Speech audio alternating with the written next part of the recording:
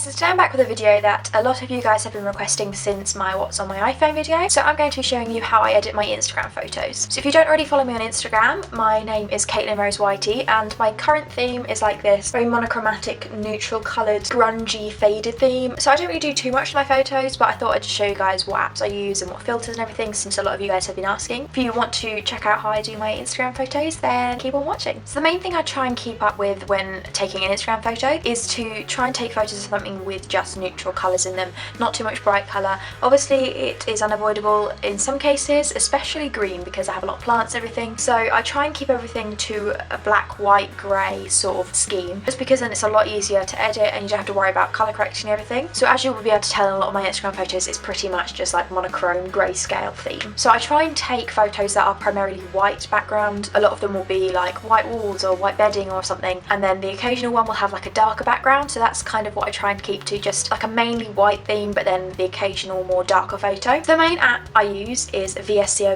or VSCO. I like this one in particular because it gives you the chance to see the layout of photos before you put it on Instagram, so you can work out which order you want to go in and whether the photos look nice next to each other. So obviously the edits vary per photo, it depends on the lighting and everything, but since my room is mainly neutral coloured, I don't have to worry too much about differentiating between the effects. So the first thing I like to do is put the effect on, and I tend to use HB1. I believe it's one that comes free with the app, so you don't have to worry about paying for it. I tend to keep that effect pretty weak. I tend to just put it on 2+4 because I don't want it to look too harsh. And then next I will edit the exposure depending on the lighting, so a lot of the time I just put out a couple. But if you're going for a similar theme like me, you just sort of want to make sure that most of it looks white enough to fit your theme, but not too white that it gets really fake looking and grainy in the background. Then I'll edit the temperature because it's quite a neutral and cool tone theme. I'll down a bit, again just a couple until it looks blue enough to fit the theme. And the good thing about VSCO is because you've got your photos on VSCO account like your Instagram feed, you can judge them against each other to see whether it's too dark or too blue or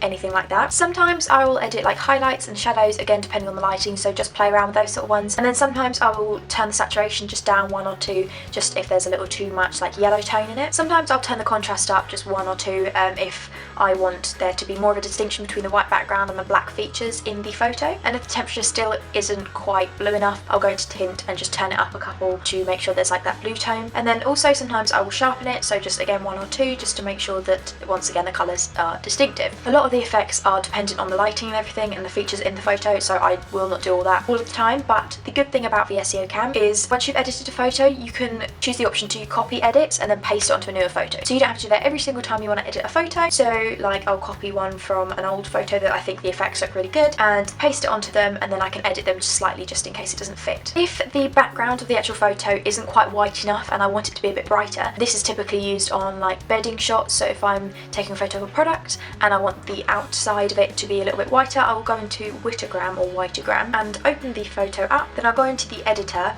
and scroll across to whiten, and typically I think this is used to like whiten teeth in photos, but then you can just choose sort of like the brush size, and I just paint around the product in the middle. And you can do this like layered, so you can do a couple of layers of it, so if it's still not quite white enough you can keep going. And yeah, that's just what I find works really well for whitening backgrounds. So that is pretty much everything that I do to edit my Instagram photos. It's all free and really easy, and like I said, there are a lot of good shortcuts on VSCO that are really handy. So yeah, let me know what you guys want me to do as my next video down below in the comments. I hope you enjoyed it, and also let me know some of your Instagram names down below. If you're really proud of your feed, if you have like a grungy feed or something you think I might like it, then leave it down below and I'll definitely check some of them out and follow them. And yeah, thank you so much for watching. I hope you enjoyed it, and I'll see you guys soon.